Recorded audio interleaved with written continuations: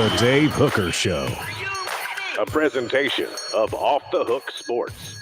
Objective insight, expertise, top guests. Available on YouTube, Apple, Spotify, and the Off the Hook Sports app. Download now for free.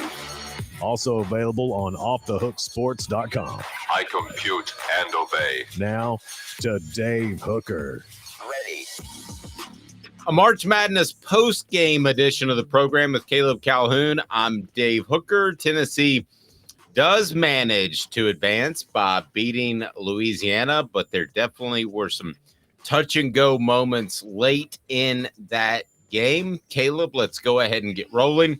For those on board, we greatly appreciate it. Hit the thumbs up button. Let's bring some more people in. Get your thoughts on the message board. Be sure and retweet if you're watching on Twitter. Share, subscribe if you haven't before to Off the Hook Sports and our YouTube channel, which we're pretty proud of. So, Caleb, let's get to it. That didn't look like it was going to be a game for well over a half, and then suddenly it became a bit of a ball game. I did think at one point that Tennessee could let that slip away. It was a brief moment. I didn't think that Tennessee was going to let it slip away for 2 or 3 or 4 minutes, as it was within a couple of possessions, but Tennessee let that one get a lot closer than it should have been. Yeah, this game is everything I've always criticized about college basketball. It's what I hate about the sport because it was just mediocrity on mediocrity on mediocrity. And it's everything we've always criticized about Rick Barnes, which is the team is prone to dry spells that are just unheard of. They scored, I want to say, 10 points in the final 10 minutes. They didn't score a field goal in the final 5 minutes. Neither team shot better than 60% from the free throw line. Now, I'm going to give credit where credit's due because Louisiana shot horrible from 3, and that's what they needed to do to win. They were 6 of 18. I won't say that's horrible. That was below average, and they had to shoot better than that. And that had a lot to do with Tennessee's defense and the switching that they were doing on the perimeter. And down low, Jonas Aidoo got 2 blocks. They knew to let Jordan Brown get his points. But I think largely this was a game where it's not a win worth celebrating if you're Tennessee. I'm just going to be honest with you. Maybe not a win worth celebrating, but let me get on the other side of that, Caleb. And I agree with most everything you said, but let me get on the other side. The other side is that you're going to play ugly sometimes in March. You need to advance. I know it's technically a 1-possession game. 58-55 was the final, but I mean, really, that felt more like a 2-possession game. I don't think anybody ever really thought that Louisiana was going to be able to close it up and take the lead in the final few seconds. It didn't feel like that at all. You also have Santiago Vescovi, who did not play his best game. I think he'd be the first to tell you that. And you're still dealing with life after Zakai Ziegler. So while Tennessee did not play its best game, and everything you said about Rick Barnes' approach is frustrating for Tennessee fans and fans of college basketball that want to see the game go up and down the court a little bit more. And my goodness, they shot a lot of long twos. You do survive in advance. And at the end of the day, that is what it's all about in March. Other teams didn't today. Virginia, ask them. No, you're right. That's absolutely true. The goal is to survive in advance. Even in scores and games in the 50s. That's what you're right. And if you watch today, I mean, a team that beat Tennessee earlier in the year, Arizona, lost to Princeton. Just so everybody knows, Arizona was my national championship pick. There you go. She goes that bracket. And that's gone. So you are right about that. I think the ultimate goal is just survive in advance. I just think that, again, it was so – I think what's weird about this is – if this was a Tennessee team that hadn't looked like this all year, I might think a little bit differently going into the round of 32. But like every concern you could ever have about Tennessee was on display in this game. And they won because they played a worse team by every stretch of the imagination. That even Ron Slay admitted today was a dream matchup for Tennessee. A lesser team that's a dream matchup. And they had I thought physically that just watching those two teams on the court, if you watch those two teams play for 5 minutes, you're like, well, one team is far advanced physically. Skill set wise, Yeah, I think Tennessee has a better skill set as a whole, but we really didn't see it tonight. The 3-point shooting was practically non-existent, and then Tennessee had depth on them as well. So, again, you just didn't see the kick out from the post position to make people have to collapse down, even though the post was pretty significant tonight and productive for Tennessee. You didn't see. I thought Louisiana, for the record, was very well coached. You didn't see them collapse down. They stayed on the outside to keep Tennessee from getting hot. But certainly Tennessee's some of their post players made them pay.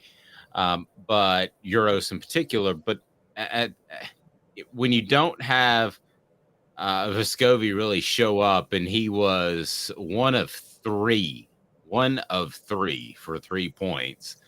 My goodness, Caleb, without, and what do we say when we go into March? It's all about guard play. That's said all the time. So you don't have Ziegler and Vescovi doesn't show up. I mean, that's a recipe for getting bounced by a Raging Cajuns team or a team that's slightly better than them. And they didn't, and they advanced. So I'll again, we'll give them credit for that. Does this raise concerns, do you think, of what we've talked about with Vescovi in the past, which is he shrinks in the big moments? Or do you think that was Louisiana's defense and the way they schemed it? No, I think that's very fair. I mean, I think the fact that it would be one thing if he stepped up and he shot 13 threes and he didn't hit them all and it was an off night. But it's another thing when there are times where he seemed too willing to give up the ball. And perhaps that's his team finding its identity. But it just, you shoot or shoot. He's a shooter. That's what he is. He doesn't make an impact on the game like so many other players can with offensive rebounds and that sort of thing and distributing the ball like Sagai Ziegler could and playing defense and bringing energy. He's a shooter. He's got to shoot it. So I feel like he's a little bit torn. He brought the ball up a good portion of the game today, and they switched that up. But I feel like he's a little bit torn between being a distributor now with Ziegler out and being a scorer. And he's got to get that figured out like in 48 hours. Yeah, you're right. He does. I guess the kindest thing we can maybe say for Tennessee and Rick Barnes is maybe Rick Barnes has some plans on how he's going to utilize Vescovi that he didn't want to show against Louisiana, that he'd rather wait to show against Duke. I don't know what those are. But see, to your point, they play games so tight and they're so defensive oriented. I don't think you can ever play the hide and seek game because you'll end up losing. I mean, really, in this game, if it was to hide Vescovi, if that's what they were going for, and they put themselves within a possession of losing, that's not a good game plan at all. No, it's not. It's not at all. And I just got to be honest. It's like I challenge people because I used to hear this a lot from. There's a lot of areas that are more college, particularly areas that are college centric, consistently say college basketball is better than the NBA. I challenge people who watch this game tonight to say that. When you can watch a game where both teams, where you can shoot 57% from the free throw line and still win. I mean, this is what's wrong with the sport. And the only reason is because Louisiana shot worse from the free throw line. Like, this is, I'm sorry, it frustrates me to no end. And people act like this is, it's not at Tennessee. This is my rant about the sport. This is not a good sport. The play in college basketball is bad. It's just bad. And no one wants to acknowledge that.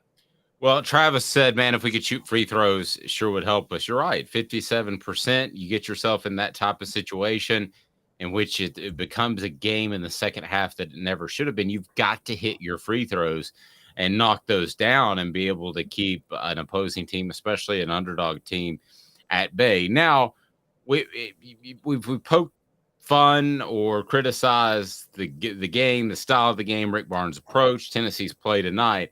But in all fairness, let's take a look at the first half and the way you come out and set the tone. I do think you have to give Tennessee a lot of credit for that. I think they turned it into a physical half-court game that fit what they like to do. Now, you've criticized what they like to do, and I'm usually right along with you. But at least they dictated play, and in the first half, they had a substantial lead. They sat on it a little too long. But I'll give them credit for how they came out and played in the first half for sure, because it didn't look like it was going to be a game at all at halftime. No, you're right. And as a matter of fact, there's a legitimate argument that their style, at least on the defensive end, kind of stay consistent throughout. I know Louisiana scored a lot more in the second half than the first. I think a lot of there was just some factors that kind of went into that. I didn't really see any changes in Tennessee's defense in the second half. I thought Louisiana just hit a few more shots. I think they had a smart strategy. They kind of played Louisiana the way a lot of teams played them, which was the way they said was, we're going to let them go down low to Jordan Brown, but we're not going to let anybody else do anything. Mm-hmm. And that's kind of what they did. And they were committed to making sure they didn't get caught napping on the, with Louisiana's players on the perimeter. And I agree. The first half, they played very well, but that's been the criticism of Rick Barnes' team since he's been in Knoxville, is that they play well for stretches, and then they just have these stretches where they're just, the offense just is completely lost. And I mean, that was the whole final 10 minutes. There wasn't a saving grace in the last 10 minutes of that game for their offense. There's not 1 minute you can point to where like, oh, this offense played great. And by the way, they got bailed out by a couple of questionable calls, the last few minutes. Yeah, I give you questionable. I would hate to be in Louisiana and hear their talk show saying that they got robbed of the game by the officials. I don't think that was the case. There were some close calls. I'll give you that. And I do feel like Tennessee had another gear if they had to have it. Now, the question is that gear defensively where they get a stop and then you never know, somebody could hit a fluky three and suddenly the game's tied? Because I don't know where the other gear is offensively. In other words, I don't think Tennessee played their best down the stretch. But, to me, it's just for a team that has experience, I think the head-scratching thing about this, and maybe it is as simple as Ziegler. Please hit the thumbs up button. We greatly appreciate that. If you haven't subscribed yet to Off the Hook Sports, do that. The button's right there.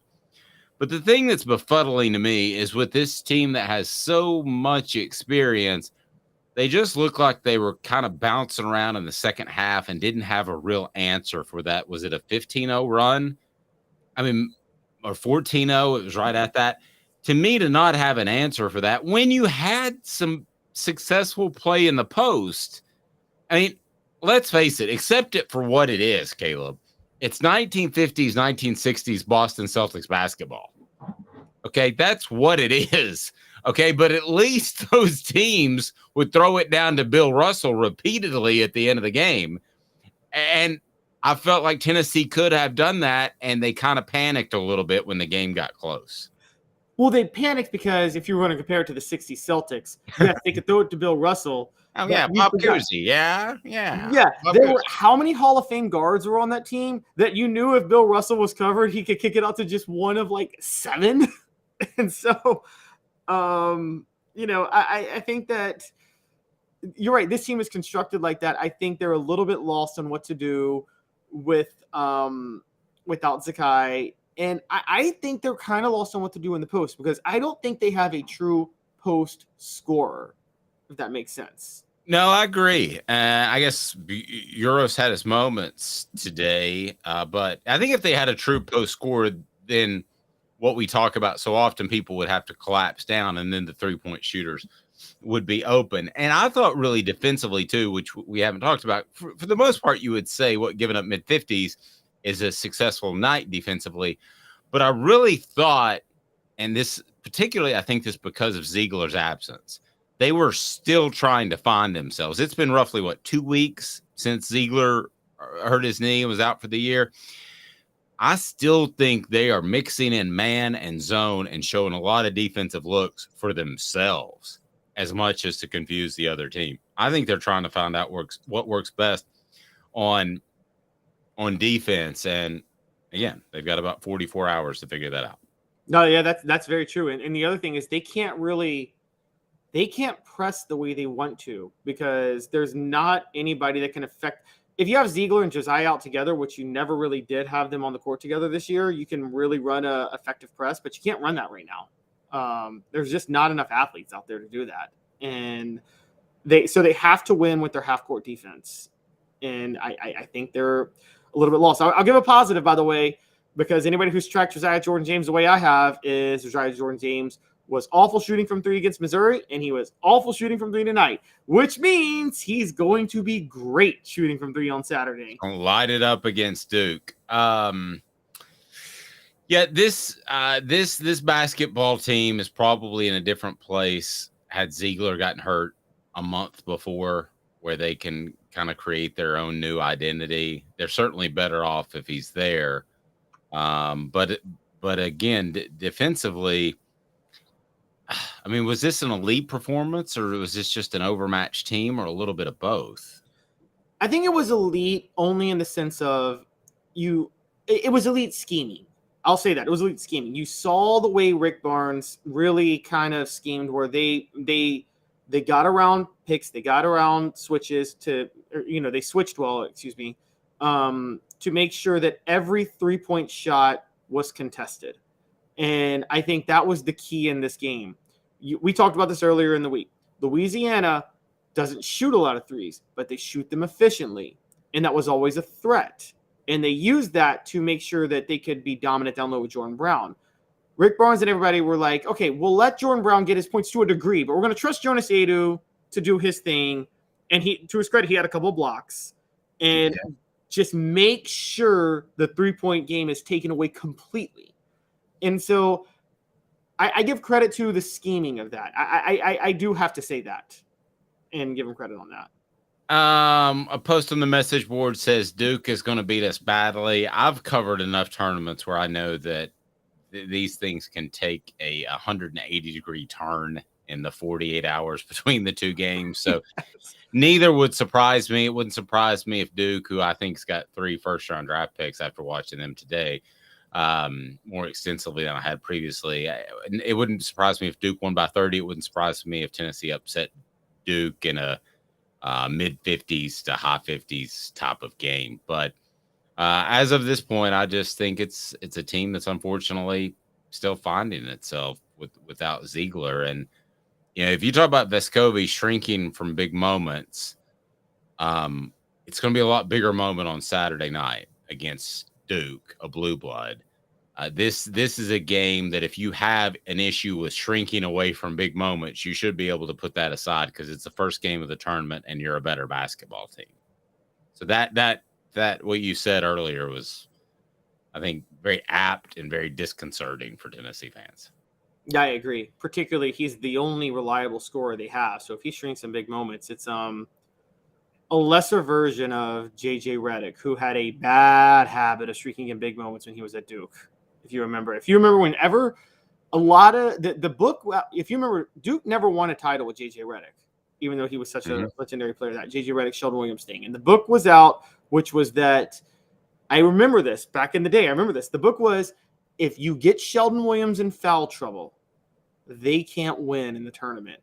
And sure enough, I want to say, I believe it was LSU in the Sweet 16 that used Big Baby Davis and Tyus Thomas to bang up Sheldon Williams and get him in foul trouble. The pressure was on JJ. Duke lost. I wonder with Vescovi. Yeah, but if you ask Vescovi to be, for the most part, a spot-up shooter like J.J. Redick was, and he had open shots all the time, maybe Vescovi could do that a lot easier. I mean, because he doesn't get the open looks. I think of J.J. Redick being wide open half the time because of Sheldon and other players that pulled off coverage. When I think of Redick, I think of that guy. Now, he was more than a spot-up shooter, but mainly he was a spot-up shooter. If you ask Vescovi to do that, even potentially at the 3, and you had a driving 2 guard, and you had a guy like Ziegler, obviously, to distribute, I think Vescovi would be a different player. I think they're trying to get something out of him right now that he's not. And that's just a natural scorer that can go down and create buckets and make things happen on his own. And I just don't know that he's ever going to be that player. No, you're right. He's not.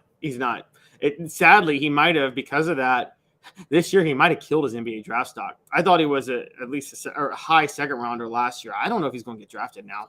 You know what's funny is I think he'll go to the NBA and they'll make him a spot up shooter and he'll have a successful NBA career. I really do. That might be true. I don't think they're going to ask him to bring the ball up. I don't think they're going to do a lot of those things. I think he's kind of going to be a guy that is able to get shots at potentially the 3 position on the wing. Travis saying what goes up must come down. If Tennessee going to go to the Final Four, they have to beat Duke. They do. And these are the type of matchups that you want. These are program builders where you're on national television on a Saturday night against Duke. So go out and show what you got and at least keep it close. And this helps you in recruiting down the line, whether or not it's Rick Barnes that benefits from that or not. One thing I would suggest, and Tennessee did this toward the end of the game, and I don't know why they don't do this all the time with their depth. I'm not talking about press, okay? They only did that for, 4 or 5 possessions. But I'm talking about the soft press that takes a little bit of time off the clock. If your goal is to win in the mid to high 50s, then you need to take all the time off the clock you can. So just soft press it and make them walk it up instead of sprint it up. And the other thing you have to give Tennessee credit for, and this has been a staple, they don't give up a lot of breakaway points. They don't get a lot either, but they don't give up a lot.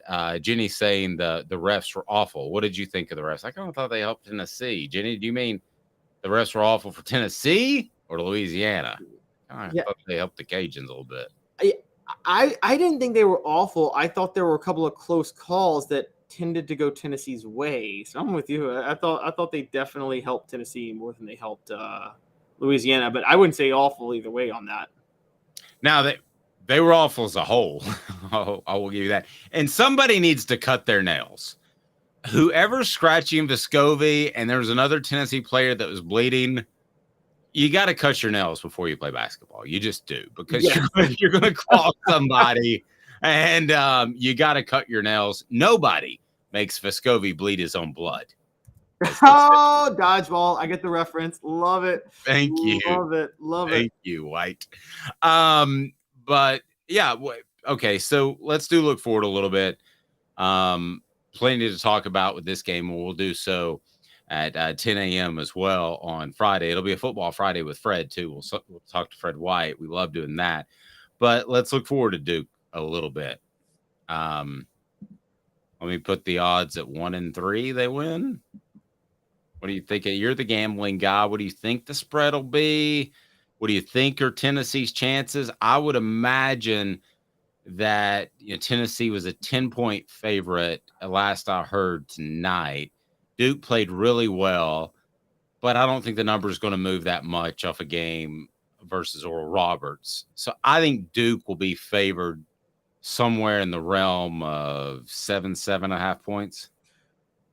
Yeah, I could see that. Here's where I go with this game is that look, it's not like Duke shot Oral Roberts out of the gym. They didn't. If you watch the game, I mean, they had the link. They out rebounded them, and then their defense in the paint was incredible. I don't know if that's necessarily the formula to beat Tennessee. It could be. I mean, it absolutely could be. I'm not saying that Duke won't win that. I don't think it's like an easy formula where Duke win. I haven't seen this type of matchup yet for Tennessee, I guess is where I'm going. So I'm a little bit curious on how it works out, because Duke, they have pretty good size. They out-rebounded Oral Roberts by like 14, but I think that was because Oral Roberts missed a lot of shots, but not from three, just from point-blank range, although they did shoot a lot of three-pointers too. They just missed everywhere in the game. And so Tennessee's not going to play the same game Oral Roberts did. A lot of the NCAA tournament with these smaller schools, as you know, Dave, they know they're outmatched. So they say, let's shoot as many threes as possible and pray enough of them go in to make it close. And that's what Oral Roberts did against Duke. No, which isn't a bad strategy. I would just say this, just remember, and Travis saying defense beat Louisiana, defense will beat Duke. Well, that's what they're going to have to do. I mean, they're going to have to not only defend the post, but they're going to have to extend and defend some much better shooters they saw in Louisiana tonight. Travis, you said Duke favored 2.5. Is that official, or is that your guess? That seems low to me. But if you've seen that, give me some confirmation. I would appreciate that. And another post, Duke hasn't seen a defense like Tennessee yet. Tennessee defense can suffocate you. Caleb, I think I'm curious if you agree with this, because I was thinking about you earlier today. I think about you a lot. And that's sweet. I love what you were thinking. This for the NBA, and these were best of sevens. How much more would you like Tennessee's chances, considering they're a defensive team? A lot more. Me too. A lot more. Yeah. I was that's been my mantra that was my mantra when they were number 2, is that like I think that best of 7 series used to favor Tennessee. I think it's a little bit more balanced in the NBA now because Golden State has kind of rewritten the narrative.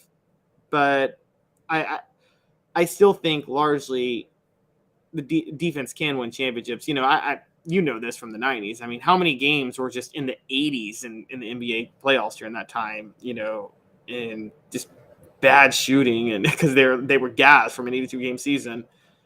And well, there's a lot of good, tough defense being played as well. Let's not completely shortchange those guys, but well, they allowed you to play tough defense back then, you know. Exactly. That I always defend the game because they're like, oh, they don't play any defense. And I'm like, well, you really can't. Like, the players can't play defense the way they probably would want to. And I'll say this because people talk about. I will say this. I wonder what Vegas is going to do, because you brought up Travis said Duke 2.5. Right before this game ended, there was a line that said Duke -2, Duke -2. So I don't know, but you're right. These things are not scientific. I mean, we've covered football where 1 week results of 2 games 1 week would tell you that one thing's going to happen the next week, and the exact opposite. The one standout to me is in football. You probably remember this. 2004, Tennessee gets blown out by Auburn. Georgia blows out LSU. Kevin Burnett guarantees a win at Georgia. What's it? Yeah. He guaranteed a win and guaranteed that they would be back in the SEC championship, right? Yeah, he did. He said, we'll see Auburn again, was his quote. Yeah. And you don't beat Georgia the next week. Nobody saw that coming. That's how sports, if that could work in football when you got a week to prepare, you best believe it could happen in basketball when you only got 2 days to prepare. Jenny said, I live right outside of Orlando. I'm sad I didn't know they were playing here. I would have tried to go tonight. Well, that's why you got to hit the subscribe button and the like button, Jenny, and we'll have your information each and every weekday at 10 a.m. I think we mentioned Orlando and how much I hate that. So, but mostly it's a Disney thing.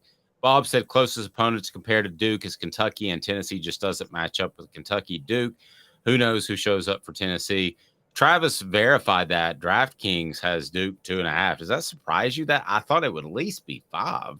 That does shock me. So it was 2 right before the game ended, and so moving to 2.5. That is to Vegas's credit. They're not overreacting. It's what you're bringing up, Dave. They're not overreacting to just one day's worth of games, and they're never going to be the ones to do that, honestly. So. I think there might. I think there might. Maybe there's an upset brewing. Am I talking myself into it? Well, let me ask you this: for that to happen, give me 1, 2, 3 things that absolutely has to happen against Duke. Santiago Vescovi can't shrink is one. That's the only one on my board. It really is. You took the one I have. And continue with yours, but that's the only one. If that one does not happen, Tennessee has 0 chance. If he does rise to the occasion, they've got a chance. So continue with yours, but that's my one. You took one. My second one. If he does it, if he doesn't shrink, and then my second one, then if this happens, I think they actually win. Josiah Jordan-James has to have one of those games that he has once every 3 or 4 games where he just goes off, and we saw that against Ole Miss in the SEC tournament. He's very capable of that. And it happens every other game, or it usually happens every other game, but he's had 2 straight games where he has not shot well from 3, meaning Josiah is due for one of those games where he goes off. Yeah, you mentioned that. I would just say this.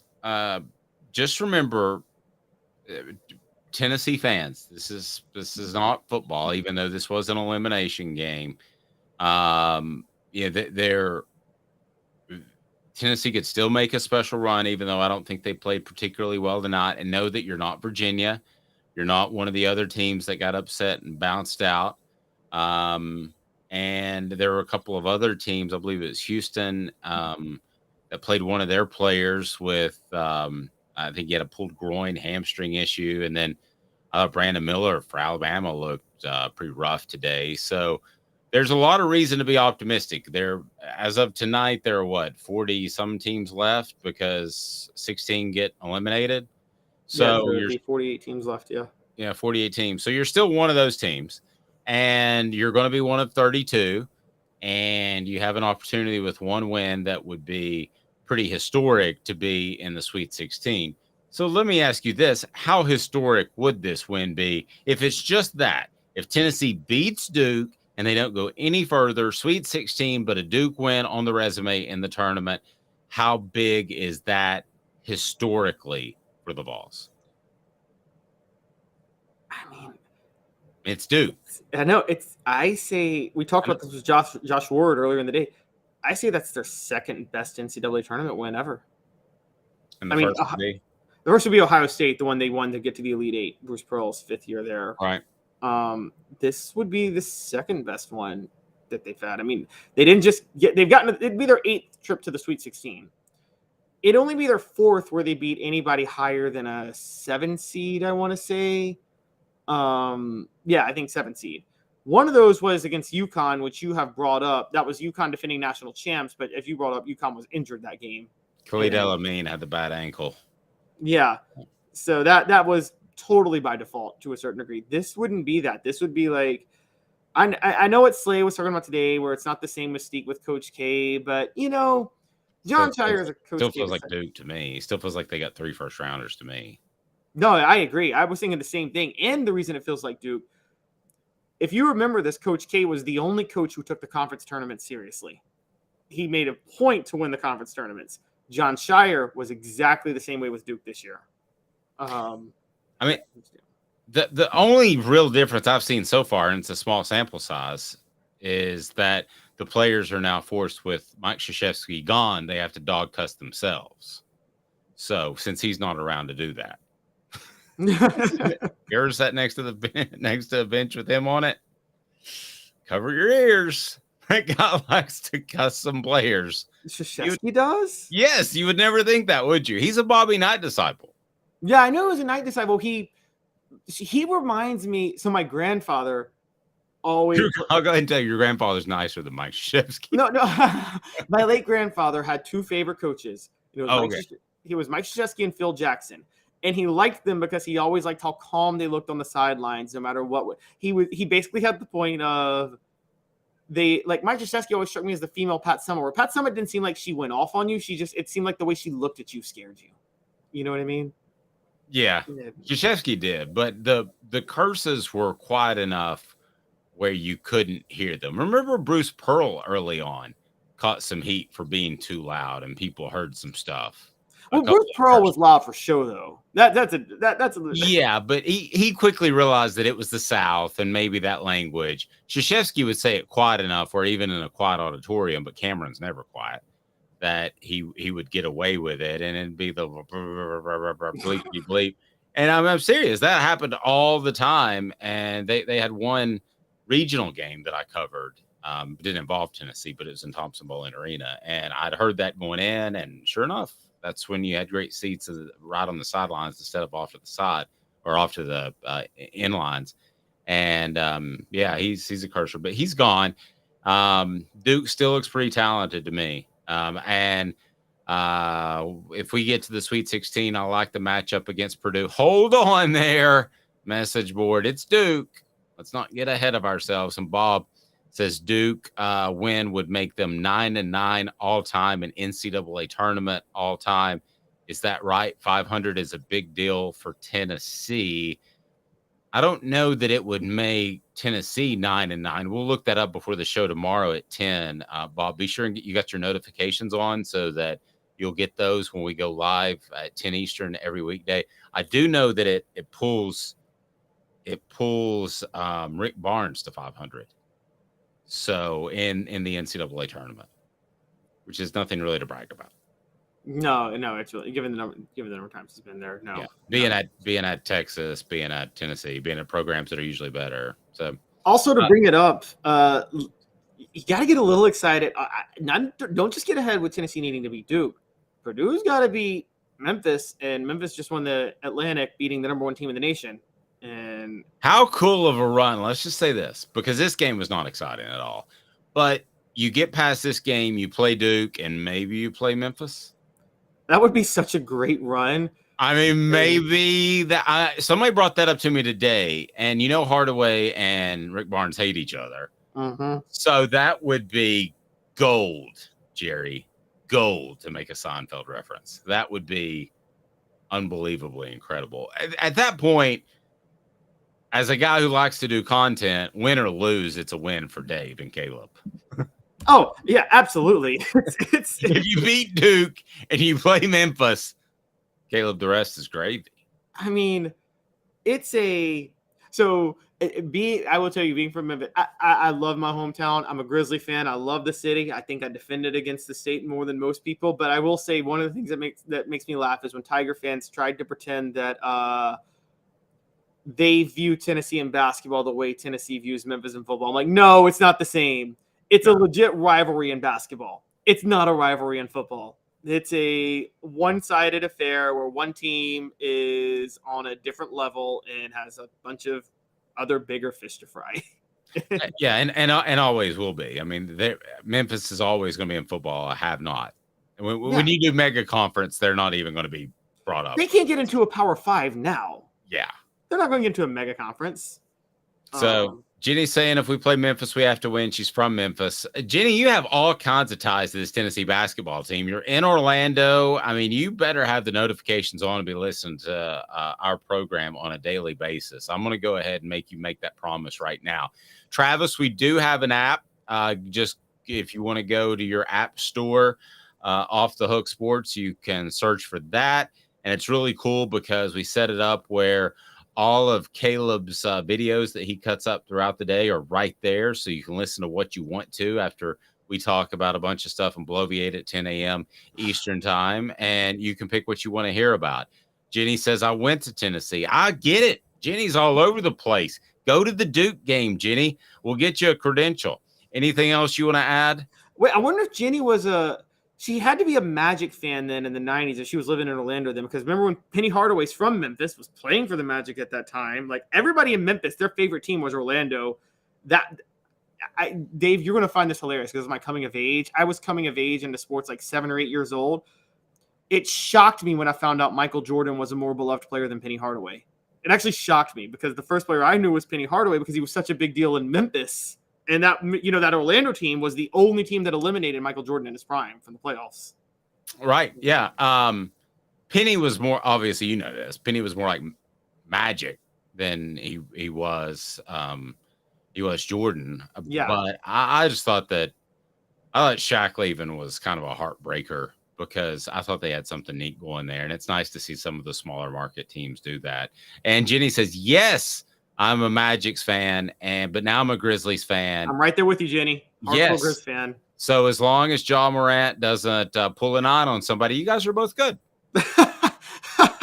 There you go.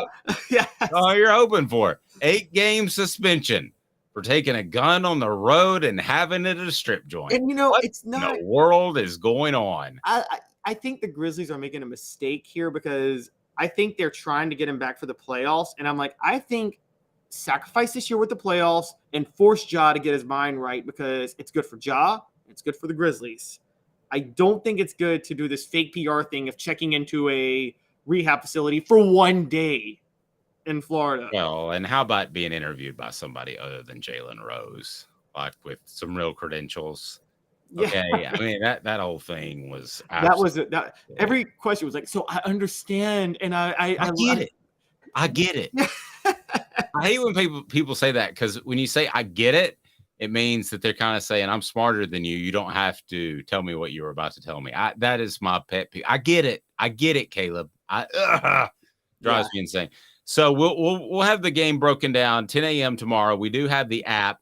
Go ahead and get your notifications on. It is March Madness time, and it's exciting. SEC football, I had a question. We talk about the Lady Vols. Yes, we absolutely do. We talk about the Lady Vols, and we will do so tomorrow on the program. I'm of the mindset that it's time to give Kelly Harper a brand new big fat contract, and a lot of people are going to think that's crazy. We'll discuss that.